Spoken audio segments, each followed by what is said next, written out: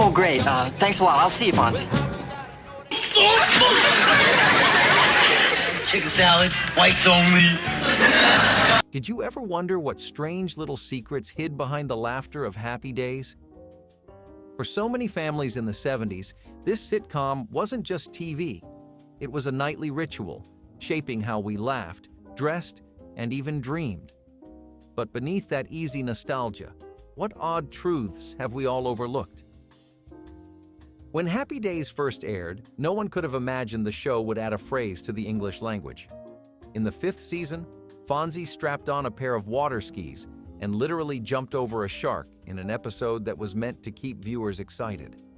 Fans watched in disbelief as television's coolest character balanced in swim trunks and a leather jacket while racing across the waves. It was a strange attempt to hold on to audience attention, and critics quickly saw it as proof that the series had run out of ideas. From that day forward, whenever a television show or celebrity pulled a stunt that felt desperate, people said it had jumped the shark. The phrase spread from critics to fans and eventually into everyday conversation. It became one of the most enduring pieces of slang created by television. Ironically, Happy Days continued for many more seasons after the shark incident, proving that the stunt did not actually kill the series. Still, the image of Fonzie soaring above the shark became both a cultural punchline and a badge of honor. Happy Days had not only entertained millions, but had left behind a phrase that perfectly captured a very specific kind of cultural moment. Few shows can claim to have given the world a piece of language we still use today. When Happy Days premiered, the Cunningham family had 3 children. Richie had an older brother named Chuck, a basketball player who wandered in and out of the kitchen carrying his sports gear. For the first season, Chuck showed up occasionally, cracking jokes and teasing Richie. By the second season, his appearances had grown less frequent. Then, without warning, Chuck simply disappeared. The writers never explained where he went, and the characters never mentioned him again. Richie was suddenly the oldest child, and Joni was the only younger sibling. Viewers who watched the show from the beginning noticed the change immediately, and often wondered why Chuck had been erased. Behind the scenes, the producers decided the character did not add much to the family dynamic. The focus had shifted to Richie's adventures with Potsy, Ralph, and Fonzie, leaving no real place for the basketball-playing brother. The actor who played Chuck, Gavin O'Herlihy, later said he did not mind being forgotten, but fans never forgot the mystery. Chuck became one of the most famous disappearing characters in television history. Today, when people talk about characters who vanish without explanation, Chuck Cunningham is often the example they mention first. His quiet exit became its own kind of trivia legend, proving how even small choices in television can have a lasting impact on pop culture memory. When Happy Days began, Fonzie was not intended to be the star of the show. He was written as a side character who occasionally helped Richie and his friends out of trouble. At first, he had just a few lines, and his role was meant to be limited. But from the moment Henry Winkler appeared on screen, audiences loved him. His calm manner, trademark thumbs up, and cool leather jacket quickly stole the spotlight. Teenagers across America started imitating his style, and Fonzie became the person everyone wanted to see each week. By the second season, the producers realized they had something much bigger than expected. The scripts began to give Fonzie more time, and slowly he became the center of many storylines. Richie was still the heart of the family, but Fonzie had become the heartbeat of the series. The show even shifted settings to highlight him, with scenes often taking place in Arnold's drive-in or his garage. Fonzie's popularity soared so high that he eventually overshadowed the main character who had started it all. Henry Winkler himself was surprised by how much power the character gained, but he leaned into it with a mix of charm and respect. Fonzie's rise from sidekick to superstar was one of the most dramatic shifts in television history, and it showed just how unpredictable audience reactions can be. In Season 5, the producers decided to add a bizarre twist to Happy Days. They introduced an alien named Mork from Ork, played by a little-known comedian named Robin Williams. Williams came into his audition with wild energy, balancing on his head and talking in a stream of comic nonsense. The producers were instantly impressed, and he won the role on the spot. When the episode aired, his strange character caught the audience by surprise. The alien tried to kidnap Richie but ended up having a comic showdown with Fonzie. Williams's manic performance was unlike anything seen on sitcom television before. The audience loved it, and the network executives noticed. Almost overnight, Robin Williams was offered his own show, Mork and Mindy, which became a huge hit. That single guest appearance turned him from an unknown stand-up comic into a household name. The role showcased his unique improvisational style, and it launched a career that included award-winning movies and unforgettable comedy specials. Without Happy Days, Robin Williams might not have been discovered so quickly. His appearance as Mork is still remembered as one of the strangest yet most successful experiments in the history of the show. It is proof that even a sitcom about 1950s nostalgia could spark something entirely new and unexpected. The Fonzie we all know wears a leather jacket, but that almost did not happen. When Happy Days first began, ABC executives were nervous about giving him that look. They worried that a leather jacket would make him appear too much like a criminal. Their first idea was to put him in a windbreaker instead. Henry Winkler wore the jacket in only a few early scenes when he was near his motorcycle, because executives said that was the only time it made sense.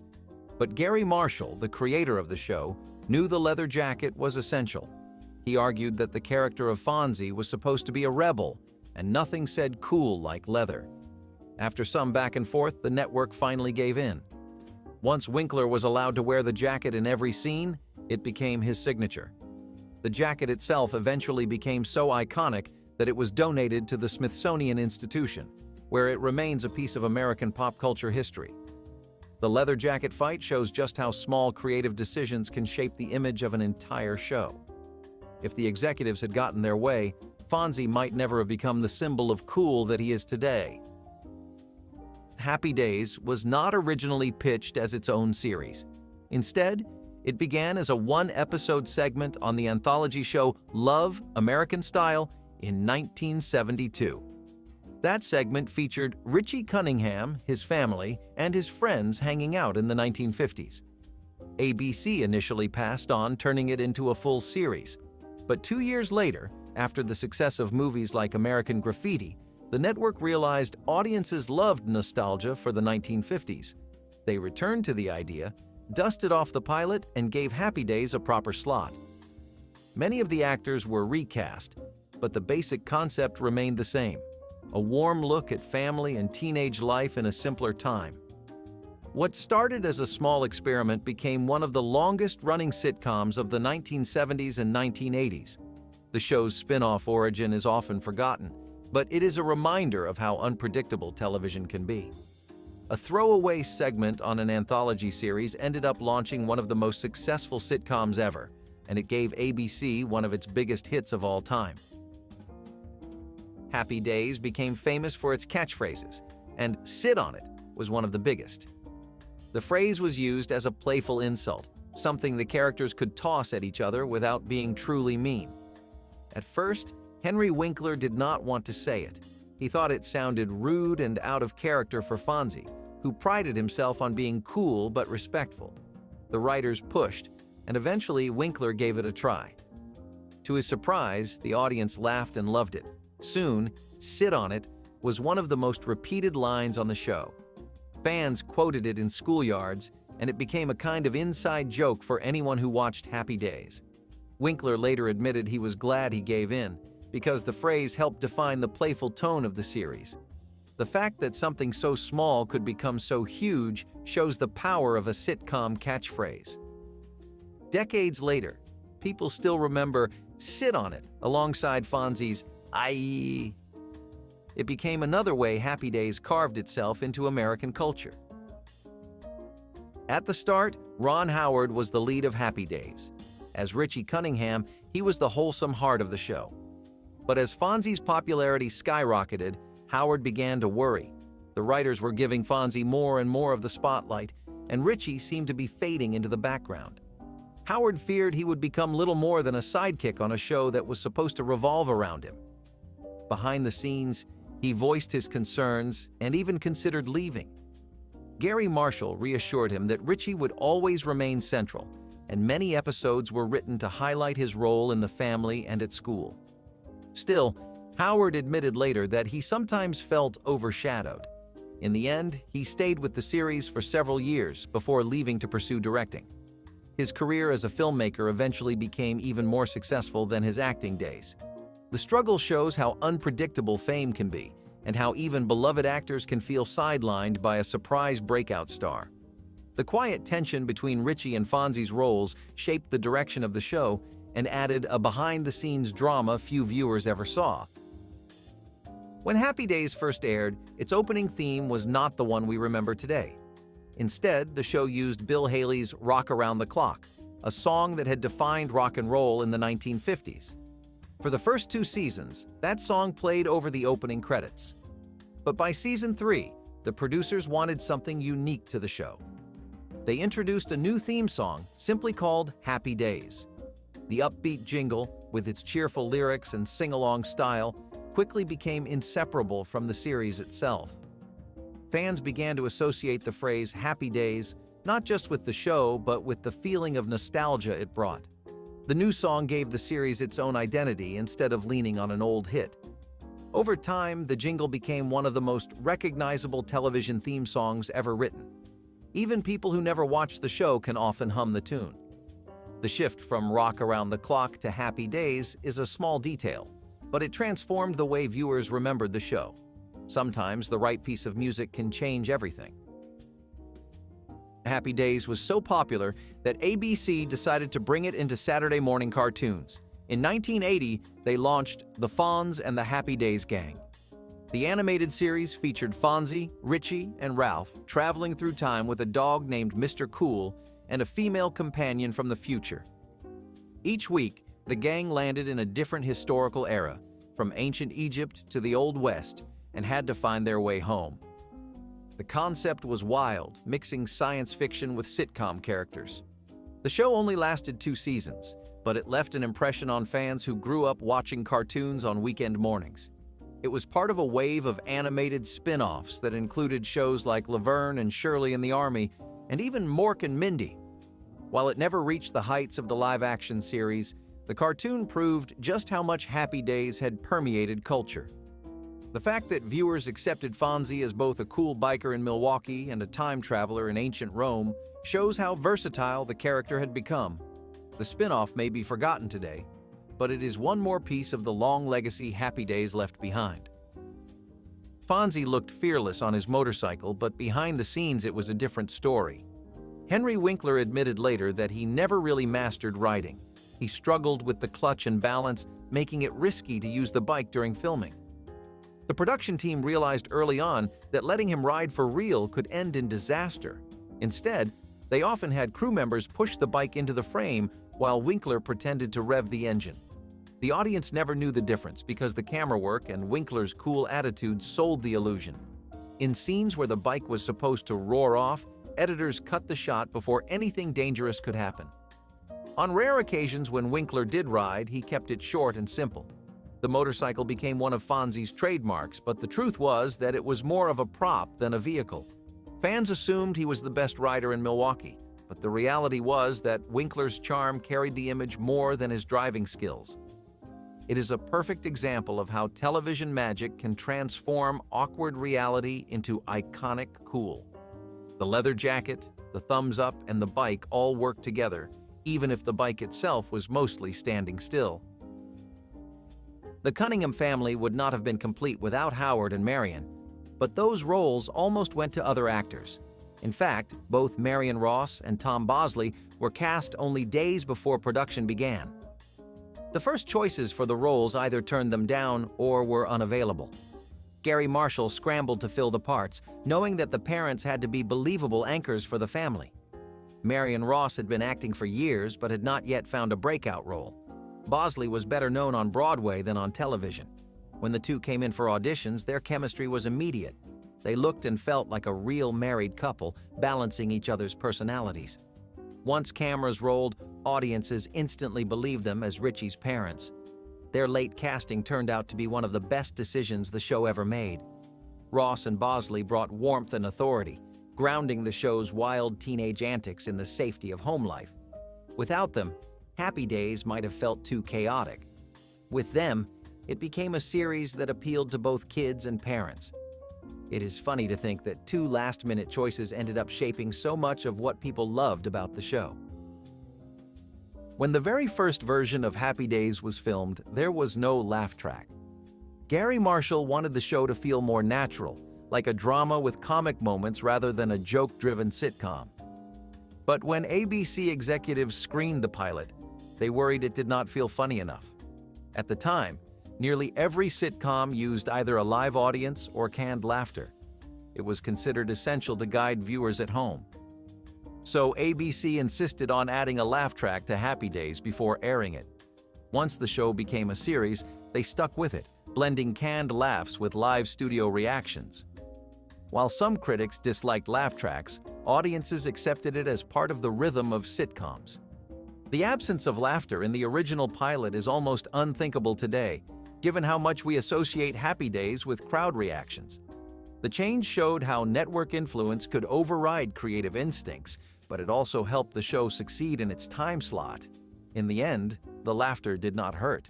It made the series fit the television style of the era, even if the creators had hoped for something different.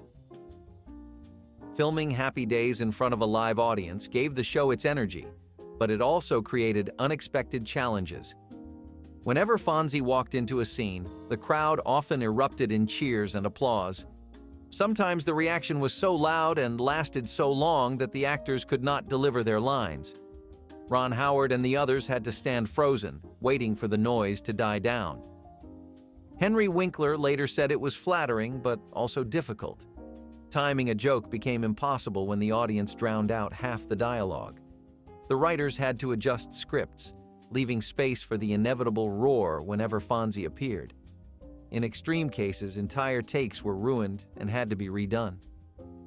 The audience treated Winkler like a rock star, and the production team leaned into it. They knew that fans came as much to see Fonzie live as they did to watch the sitcom play out.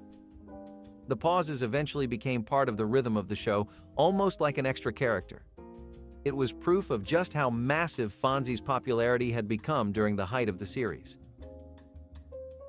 One of the most successful spin-offs in television history came directly from Happy Days.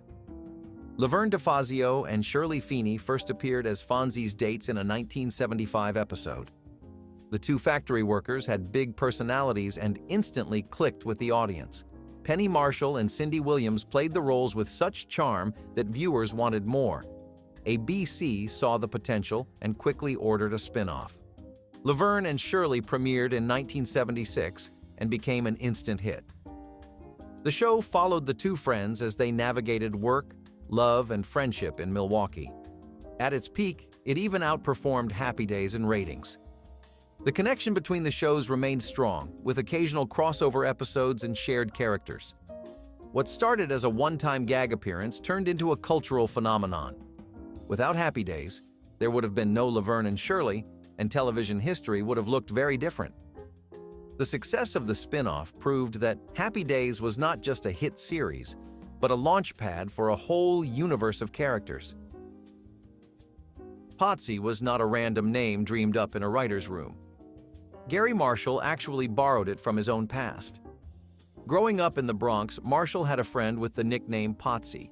He thought it sounded funny and memorable, so when it came time to name Richie's loyal but slightly goofy friend, he used it. Anson Williams brought the character to life with a mix of earnestness and awkward charm. The unusual nickname helped set him apart from other side characters. Fans often asked what it meant, but there was no deeper story, just a borrowed name from childhood. The real-life Potsy likely never imagined his nickname would live on through one of the most popular shows on television. By using it, Marshall added a personal touch that connected his own life to the world he created. Potsy's name became one of those small details that made Happy Days feel authentic and unique. It showed how even little bits of real life can find their way into fictional stories. Happy Days did more than entertain television audiences. It changed American consumer habits.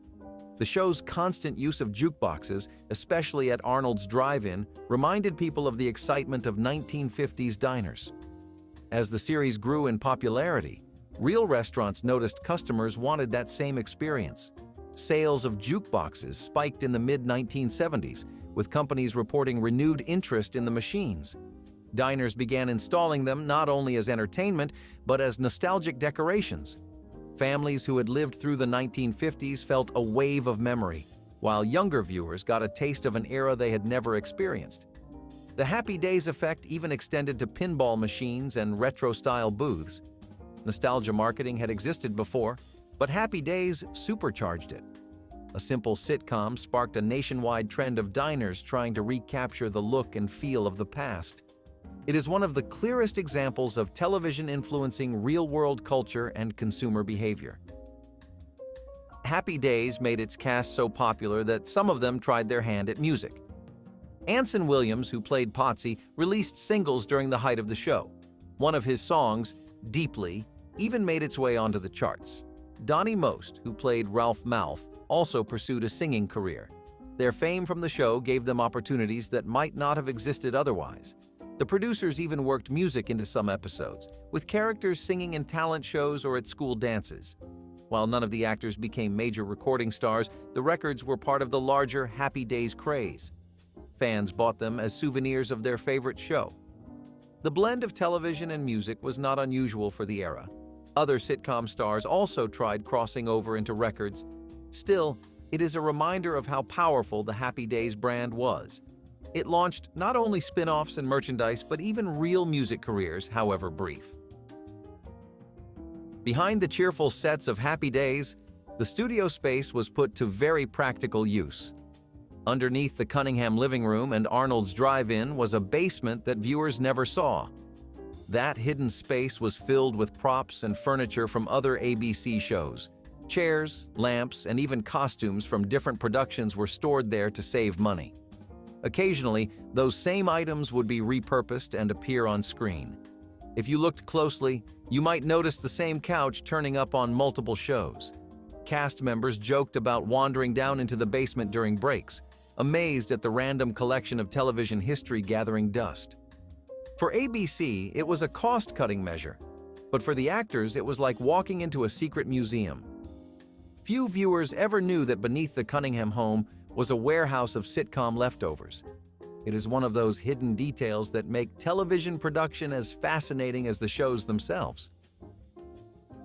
Fonzie's style was carefully controlled by network executives. They wanted him to be cool but not threatening. Early on, ABC insisted that he could not wear jeans in school scenes. At the time, jeans were still associated with rebellion and delinquency. Executives worried it would send the wrong message if he walked the halls of Jefferson High dressed that way. Instead, Fonzie often wore khaki pants or slacks when inside school. Gary Marshall argued repeatedly that jeans were essential to the character. Slowly, as the show became more successful, the rules relaxed. Fonzie eventually wore jeans more freely, and by then, audiences loved him too much to see them as dangerous. The debate over denim seems silly now, but it reflected the cautious attitude networks had in the 1970s about image and influence. In the end, Fonzie's jeans became as iconic as his jacket and motorcycle. What started as a small fight over wardrobe turned into one more example of how television both reflects and changes culture. Arnold's Drive-In became the central hangout for the Happy Days gang, but it was not purely a creation of Hollywood imagination. Gary Marshall drew inspiration from a real diner he frequented during his youth in Los Angeles. The spot was a gathering place for teenagers who wanted to eat, flirt, and listen to the jukebox. Marshall remembered the smells of burgers on the grill, the hum of the neon lights, and the way cars lined up outside on a Friday night. When he pitched Happy Days, he knew the show needed a place like that, a home away from home where stories could unfold naturally. Arnold's became that hub, and it captured the spirit of American youth culture in the 1950s. It gave Richie, Potsy, Ralph, and Fonzie a place to laugh, scheme, and learn about life, all while sharing fries and sodas. The set design included booths, a jukebox, and even background extras to make the place feel alive. Viewers connected to it instantly because everyone could remember a similar hangout from their own town. Even though Arnold's was fictional, it felt authentic, and that was because Marshall had lived it himself. Over time, the diner became almost as iconic as the Cunningham House. It showed how television can take real-life experiences and turn them into something that resonates with millions. Arnold's was not just a backdrop. It was the beating heart of Happy Days, drawn from the nostalgia of one man's teenage memories. Few television characters ever crossed the line into true cultural legend, but Fonzie did. Henry Winkler's portrayal of the tough yet kind-hearted greaser captured America's imagination so completely that decades later, the Smithsonian Institution honored him. His famous leather jacket, once a simple costume choice, is now displayed in the National Museum of American History.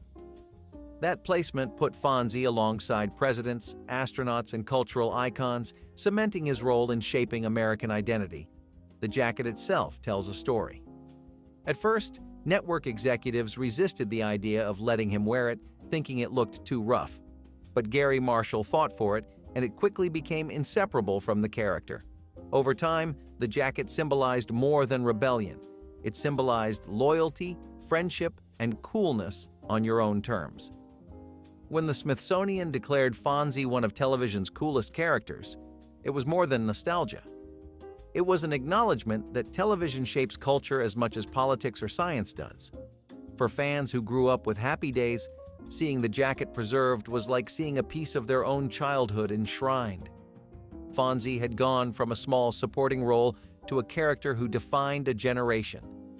His leather jacket was no longer just clothing, it was history, and it still hangs as a reminder that television heroes can be just as enduring as any historical figure. For many viewers, Anson Williams will always be remembered as Patsy Weber, the earnest and slightly awkward best friend on Happy Days. But his career after the show proves that his talents went far beyond acting. Williams transitioned into directing, a move that surprised some fans but suited his personality perfectly. He began working behind the camera in the 1980s and quickly built a reputation as a skilled director of television dramas. His credits include popular shows like Melrose Place, Beverly Hills 90210, and Star Trek Voyager. He developed a knack for handling both character-driven stories and fast-paced plots, a skill he may have honed during his years in front of a live audience. While his singing and comedic timing had once made him a household name, his ability to shape stories from behind the camera gave him a second, lasting career in Hollywood. Williams himself said he enjoyed directing more than acting because it allowed him to help other performers bring characters to life. In many ways, it mirrored the lessons of Happy Days itself, finding your place even if it is not where you first expected. Patsy may have been a sidekick, but Anson Williams proved he was a leader when he stepped into the director's chair. His journey is a reminder that fame on screen can be just one chapter, and that reinvention can be the key to staying in the industry for decades. Ron Howard's departure from Happy Days left many fans disappointed, but it turned out to be one of the smartest moves of his career. As Richie Cunningham, Howard had been the wholesome center of the show, but behind the scenes he dreamed of becoming a director. He worried that staying too long in front of the camera would trap him in the role of the clean-cut teenager forever. Leaving the show gave him the chance to reinvent himself, and he wasted no time pursuing projects behind the camera. In the 1980s and 1990s, he directed a series of hits that built his reputation, but his crowning achievement came with Apollo 13 in 1995. The film told the true story of NASA's near-disastrous lunar mission, and Howard's careful direction turned it into a critical and commercial success. The movie won Academy Awards and cemented Howard's place as one of Hollywood's leading directors. Looking back, it is striking to see how a sitcom about the 1950s indirectly launched one of the most respected directing careers in film. Howard never forgot his roots on Happy Days, often crediting the show for teaching him about timing, storytelling, and working with actors. Still, his leap into directing proved he was not just a television star. He was an artist determined to tell stories on a grander scale. His journey shows how sometimes stepping away from a comfortable role is the only way to grow into something even bigger. Happy Days began as a nostalgic tribute to the 1950s, but by the time it ended, it had run for 11 seasons, longer than the actual decade it was portraying. The series premiered in 1974, looking back just 20 years to an era that felt simpler and safer. At first, the stories focused tightly on high school life, sock hops, and first dates. But as the years passed, the timeline stretched. Richie graduated, characters grew older, and the show slowly crept into the 1960s. By its final season in 1984, the show had covered more than a decade of storylines. That expansion meant Happy Days lasted longer in real time than the cultural period it was celebrating. The irony was not lost on fans or critics. A show about the 1950s ended up becoming a fixture of the 1970s and 1980s, bridging 3 different generations of viewers. Some fans felt the later years lacked the same charm as the early episodes, but others appreciated watching the characters evolve. It also gave the series a unique legacy. It did not just preserve the 1950s, it became part of television history in its own right. The fact that it ran longer than the decade it honored is both a quirky trivia fact and a testament to its staying power. Happy Days was not just about nostalgia, it created its own. The series outlived the era it imitated and became timeless in its own way. And if these weird Happy Days facts brought back memories or surprised you, share your favorite in the comments, hit like if you had fun, and subscribe so you never miss another trip back through television history.